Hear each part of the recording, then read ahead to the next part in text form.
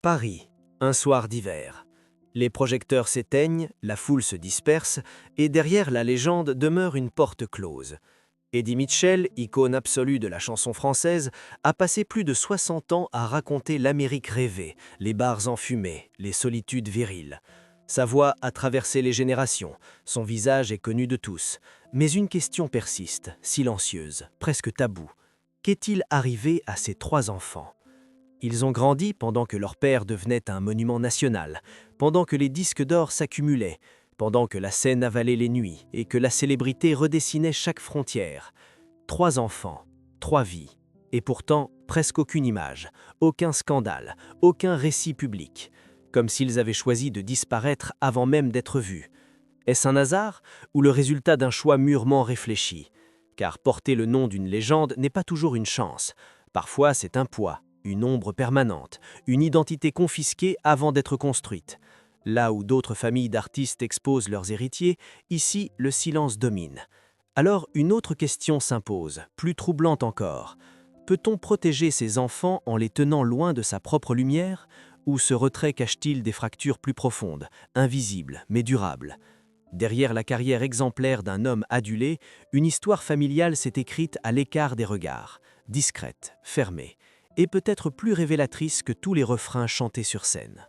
Paris, début des années 1960. La France découvre une nouvelle voix. Une voix rauque, habitée, qui tranche avec la variété sage de l'époque. Eddie Mitchell n'est pas encore une légende, mais il porte déjà quelque chose de différent. Une attitude, une manière d'être. Très vite, le succès arrive, brutal, presque incontrôlable. Les salles se remplissent, les disques se vendent. Le nom d'Eddie Mitchell commence à s'inscrire durablement dans le paysage culturel français. Cette ascension fulgurante construit l'image d'un homme solide, sûr de lui, profondément ancré dans son époque. Sur scène, il incarne l'Amérique rêvée, les routes poussiéreuses, les bars nocturnes. Hors scène, il se marie jeune, fonde une famille et donne l'impression rare d'un équilibre possible entre la gloire et la stabilité. À une époque où de nombreuses carrières explosent puis s'effondrent, la sienne semble suivre une ligne droite, presque rassurante. Les années passent et la carrière ne faiblit pas. Eddie Mitchell traverse les décennies sans disparaître. Il se renouvelle sans se renier. Il devient une référence, un point fixe.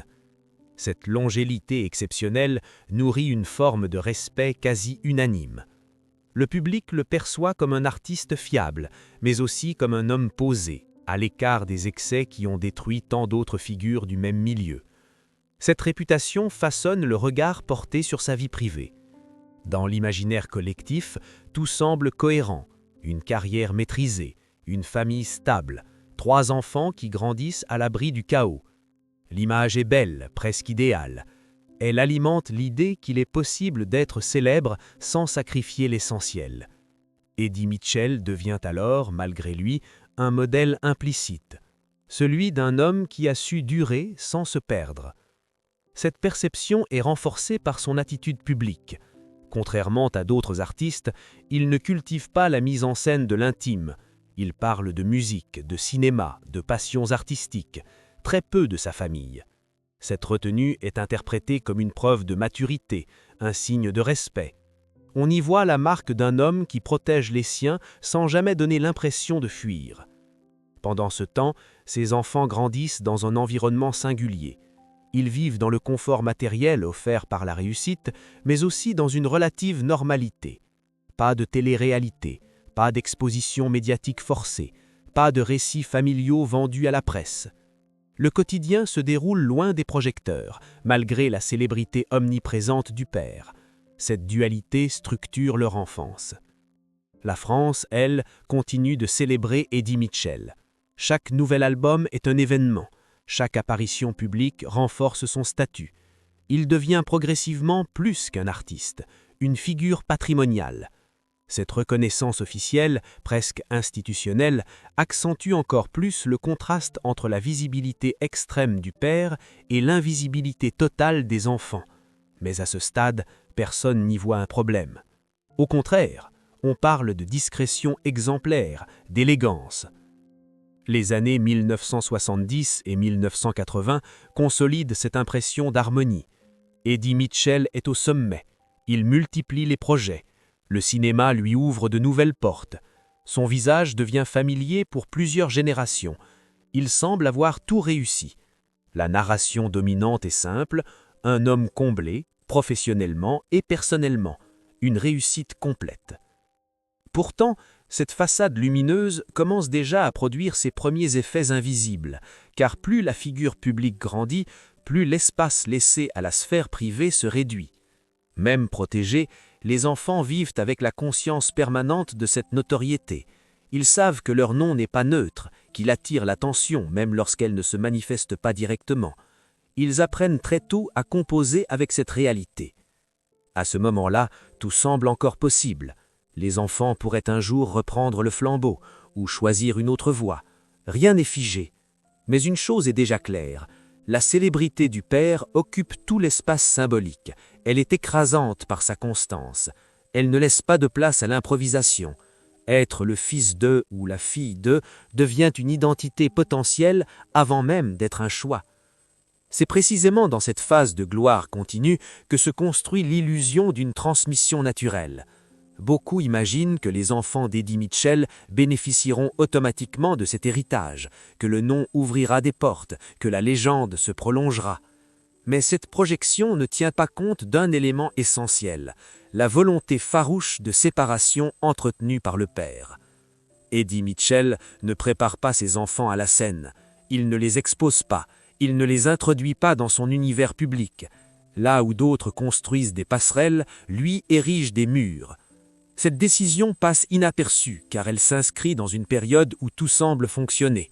Le succès masque les tensions potentielles, la gloire agit comme un écran. Ainsi, la phase de halo n'est pas seulement celle de l'éclat, elle est aussi celle de la préparation silencieuse, une période où, sous l'apparente harmonie, se mettent en place des choix déterminants, des choix qui ne feront parler d'eux que plus tard, lorsque la question ne sera plus celle du succès, mais celle de ses conséquences. À ce stade de l'histoire, personne ne parle de fracture. Il n'y a ni rupture, ni drame visible. Seulement une construction patiente, une famille qui se structure autour d'une règle tacite. La célébrité appartient au père, la vie ordinaire appartient aux enfants. Et entre les deux, une frontière nette, soigneusement maintenue.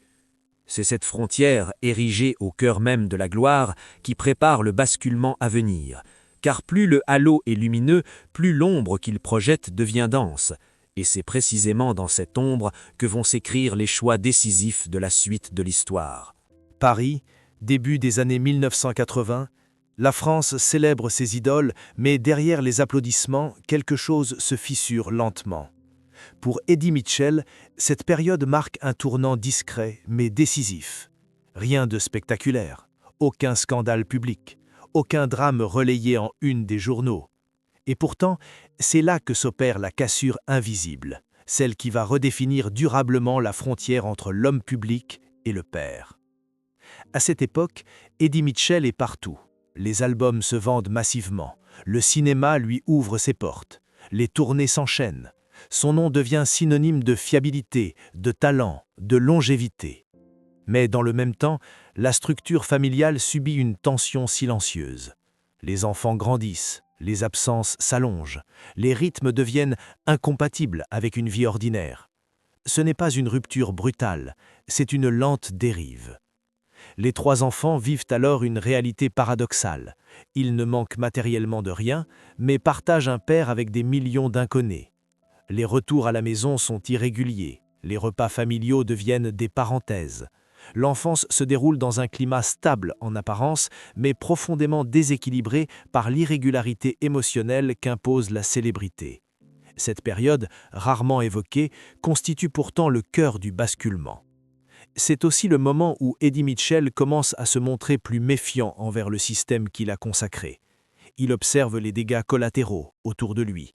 Des carrières brisées, des familles exposées, des enfants happés trop tôt par le regard public. Il voit des héritiers devenir des produits, avant même d'avoir pu être des individus. Cette lucidité, acquise à force d'années passées sous les projecteurs, va influencer ses décisions les plus intimes. Une question s'impose alors, sourde mais insistante. Comment protéger ses enfants quand on incarne soi-même un mythe vivant? À partir de ce moment, Eddie Mitchell durcit la frontière. Il ferme davantage les portes, refuse les intrusions, évite soigneusement toute médiatisation de sa sphère privée. Là où d'autres acceptent les reportages familiaux ou les apparitions publiques de leurs enfants, lui s'y oppose systématiquement. Ce choix n'est pas sans conséquence, car protéger, c'est aussi isoler. En coupant ses enfants de toute exposition, Eddie Mitchell les prive également d'un récit collectif. Ils ne sont ni revendiqués comme héritiers, ni reconnus comme figures secondaires de la légende. Ils deviennent invisibles. Cette invisibilité, à long terme, façonne leur rapport au monde. Grandir sans reconnaissance publique quand on porte un nom célèbre n'est pas neutre. Cela oblige à se définir autrement, à construire son identité en creux. Les années passent et un autre événement accentue cette rupture silencieuse. La maturité artistique d'Eddie Mitchell s'accompagne d'un regard plus sombre sur la notoriété. Dans plusieurs entretiens, il évoque la violence symbolique de la célébrité, la perte de liberté, la confiscation du quotidien. Ces paroles, souvent perçues comme des réflexions générales, prennent un autre sens lorsqu'on les relie à sa trajectoire familiale. Elles sonnent comme un aveu indirect, comme la reconnaissance d'un prix payé, non seulement par lui, mais par ses proches. Pendant ce temps, ses enfants entrent dans l'âge adulte. Et là encore, un constat s'impose. Aucun ne cherche à s'appuyer sur le nom paternel. Aucun ne revendique une place dans le milieu artistique. Aucun ne fait de déclaration publique. Ce silence collectif n'est pas une coïncidence. Il révèle une stratégie familiale implicite, peut-être jamais formulée, mais strictement respectée. Une règle tacite, vivre sans exploiter l'héritage. Mais cette règle pose une autre question, plus dérangeante. Ce retrait est-il réellement un choix libre ou le résultat d'une pression inversée, celle de ne pas trahir un père qui a tout fait pour préserver l'anonymat de ses enfants? Car dans les familles célèbres, même le silence peut devenir une injonction, une loyauté invisible, un devoir moral. La fracture ne se manifeste donc pas par un conflit ouvert, mais par une distance durable. Eddie Mitchell continue de raconter la solitude, la mélancolie, les hommes face à leurs failles. Ses chansons deviennent plus introspectives, plus désabusées, comme si l'artiste mettait en mots ce qu'il ne verbalise pas dans l'intime. Les enfants, eux, s'effacent complètement du récit national. Ils existent, mais ailleurs. À partir des années 1990, ce choix devient irréversible. La presse comprend que le sujet est clos. Les journalistes cessent de poser de questions. Le silence s'institutionnalise. Et ce silence, paradoxalement, devient le signe le plus fort de la fracture. Car ce qui n'est jamais raconté finit par peser plus lourd que ce qui est exposé. Alors, une autre interrogation surgit. Cette séparation radicale entre la légende et sa descendance était-elle une protection contre la souffrance ou une manière d'éviter une confrontation encore plus douloureuse? Eddie Mitchell a-t-il voulu épargner à ses enfants les blessures qu'il a lui-même subies? Ou a-t-il inconsciemment reproduit une distance émotionnelle, conséquence directe d'une vie passée en tension permanente? Il n'y a pas de réponse définitive, seulement des indices, des choix cohérents, des absences répétées. Et cette certitude troublante, à un moment précis de sa vie, Eddie Mitchell a compris que la gloire n'était pas transmissible sans dégâts, que l'héritage artistique pouvait devenir un fardeau, et que parfois, la seule manière d'aimer consistait à disparaître. C'est dans cette zone grise entre protection et renoncement que se situe la véritable cassure. Non pas un événement brutal, mais une accumulation de décisions silencieuses. Une famille qui choisit l'ombre pour survivre à la lumière. 3 enfants qui grandissent loin du mythe, mais à l'intérieur de ses conséquences. Et si la plus grande fracture n'était pas celle que l'on voit, mais celle que l'on tait volontairement? Paris, année 2000. Le temps a passé, les modes ont changé, mais le nom Eddie Mitchell demeure. Il est désormais considéré comme un pilier, presque une institution. Pourtant, plus la figure publique se stabilise, plus la vérité intime apparaît, par fragments, dans les silences qu'il entretient. C'est ici que se dévoile l'arrière-plan réel de cette histoire familiale. Non pas un secret spectaculaire, mais une logique profonde, façonnée par la durée. En réalité, la trajectoire des 3 enfants d'Eddie Mitchell ne relève ni du mystère ni du drame classique. Elle relève d'un choix, un choix lentement construit, nourri par l'expérience d'un père qui a vu de trop près les dégâts de la notoriété. Contrairement à l'image romantique de la gloire, Eddie Mitchell a toujours entretenu une relation lucide, presque désenchantée avec son propre succès. Très tôt, il a compris que la célébrité n'était pas un simple état, mais une force intrusive, capable de remodeler les liens familiaux. Ce regard critique s'est renforcé avec l'âge. Dans ses rares confidences, il évoque la perte de normalité, l'impossibilité de vivre sans être observé, jugé, attendu. Ces paroles, souvent perçues comme celles d'un artiste fatigué du système, prennent une autre dimension lorsqu'on les relie au destin de ses enfants. Elles suggèrent une volonté claire, leur épargner ce fardeau, leur offrir ce que lui-même n'a jamais pu conserver longtemps, l'anonymat. Peu de gens savent que cette discrétion n'a rien d'improvisé. Elle est le résultat d'une discipline familiale stricte. Pas d'apparition publique, pas de récupération médiatique, pas d'interviews croisées. Eddie Mitchell n'a jamais cherché à construire une dynastie artistique. Là où d'autres transmettent un nom comme un passeport, lui a préféré en neutraliser le pouvoir, comme si le patronyme devait rester cantonné à la scène et ne jamais contaminer la sphère privée. Cette décision a profondément influencé la manière dont ses enfants ont abordé leur propre existence. Grandir sans reconnaissance publique, alors que tout pousse à l'inverse, exige une forme de solidité intérieure. Cela implique de renoncer à des raccourcis évidents, de ne pas capitaliser sur un héritage symbolique immense, de se construire sans le filet. Ce renoncement volontaire est rarement évoqué, mais il constitue l'un des actes les plus forts de cette histoire. Car refuser la lumière quand elle est offerte n'est jamais neutre, cela suppose une conscience aiguë de ce qu'elle coûte. Les enfants d'Eddie Mitchell ont grandi avec cette conscience. Ils ont vu les absences, les contraintes, les sacrifices silencieux imposés par une carrière hors norme. Ils ont compris, parfois avant même de pouvoir formuler leur choix, que la célébrité n'était pas un idéal, mais une condition exigeante, parfois écrasante.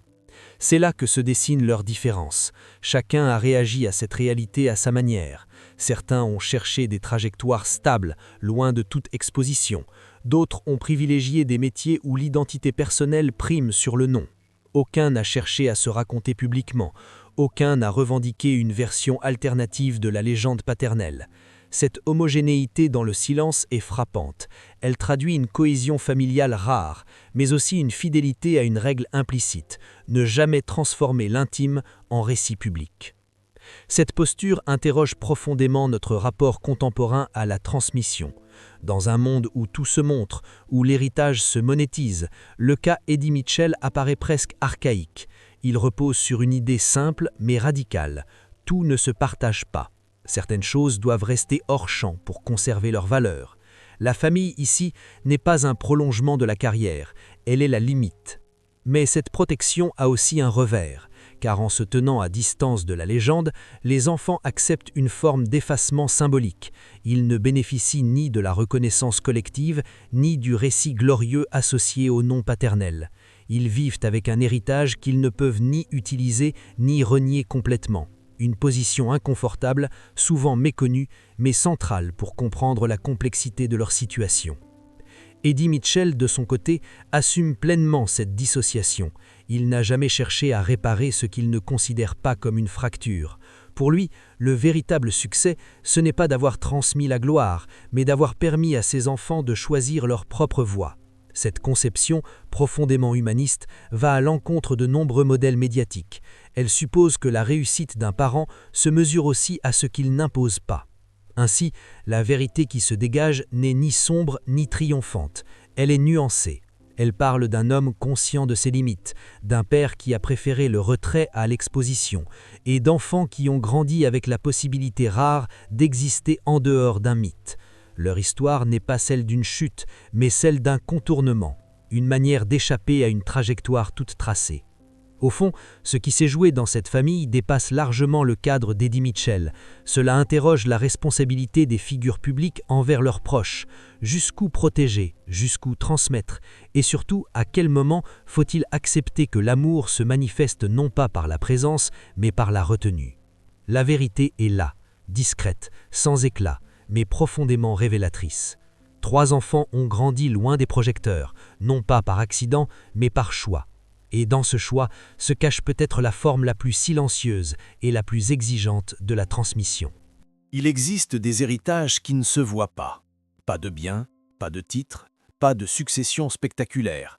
Seulement des choix, des absences et des silences transmis comme des valeurs.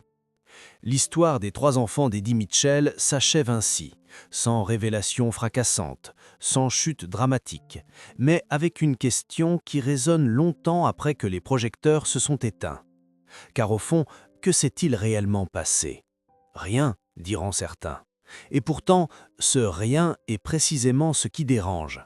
Dans un monde où tout s'expose, où chaque filiation célèbre devient un récit exploitable, cette famille a choisi une autre voie, celle du retrait, de la discrétion, d'une normalité presque provocante. Les enfants n'ont pas repris le flambeau, ils n'ont pas revendiqué l'héritage, ils n'ont pas cherché à corriger ni à prolonger l'image du père. Ils ont vécu, simplement. Ce choix, longtemps interprété comme une énigme, apparaît alors sous un jour différent. Il ne s'agit pas d'une fuite, mais d'un positionnement, une manière de répondre à la célébrité sans l'affronter, de dire non sans le formuler, de préserver un espace où le non ne définit pas l'individu. Dans cette perspective, l'effacement devient un acte de résistance douce, une affirmation silencieuse de liberté. Mais cette liberté a un prix. Grandir avec un père adulé, puis choisir de ne pas être vu, c'est accepter de rester à la marge d'un récit collectif qui aurait pu vous inclure. C'est vivre avec un héritage invisible, parfois lourd, parfois protecteur, mais toujours présent. Les enfants d'Eddie Mitchell portent un nom connu de tous, sans jamais pouvoir s'y appuyer publiquement. Ils avancent sans filet symbolique, sans reconnaissance héritée, et cela exige une force rarement évoquée. Cette histoire oblige alors à repenser notre rapport à la transmission. Transmettre, est-ce offrir ce que l'on a conquis, ou est-ce savoir renoncer à imposer ce que l'on est devenu ? Dans le cas présent, la réponse semble claire. Le véritable legs n'est pas artistique, il est éthique. Il tient dans l'idée que l'amour parental peut aussi s'exprimer par la retenue, par la décision de ne pas mêler ceux qu'on aime à un système qui broie parfois plus qu'il ne consacre. La célébrité ici n'a pas détruit la famille, elle l'a contrainte à se redéfinir, à tracer des frontières nettes, à accepter que la lumière, si elle est claire, peut aussi aveugler. En tenant ses enfants à distance de sa propre légende, Eddie Mitchell a peut-être choisi la seule forme de protection qu'il connaissait vraiment, celle qu'il aurait aimé recevoir lui-même. Rien ne permet d'affirmer que cette voie est la meilleure, mais elle est cohérente, et surtout, elle interroge notre fascination pour les dynasties, les successions, les continuités obligées. Elle rappelle que chaque enfant de célébrité n'est pas un héritier en attente, mais un individu confronté à une équation complexe. Comment exister sans trahir, sans exploiter, sans disparaître complètement ? Au terme de ce parcours, une certitude s'impose. Le destin des 3 enfants d'Eddie Mitchell n'est ni tragique ni exceptionnel. Il est profondément humain. Il raconte le prix du calme, la valeur du retrait. Et cette vérité simple, souvent oubliée. Parfois, le plus grand héritage qu'un parent puisse transmettre, ce n'est pas un nom, mais la possibilité de ne pas en être prisonnier. Alors, la question posée au début trouve une réponse inattendue. Ce qui est arrivé aux 3 enfants d'Eddie Mitchell, ce n'est pas un drame, c'est un choix de rester hors champ. Et dans ce hors champ, peut-être une forme rare de victoire sur la célébrité.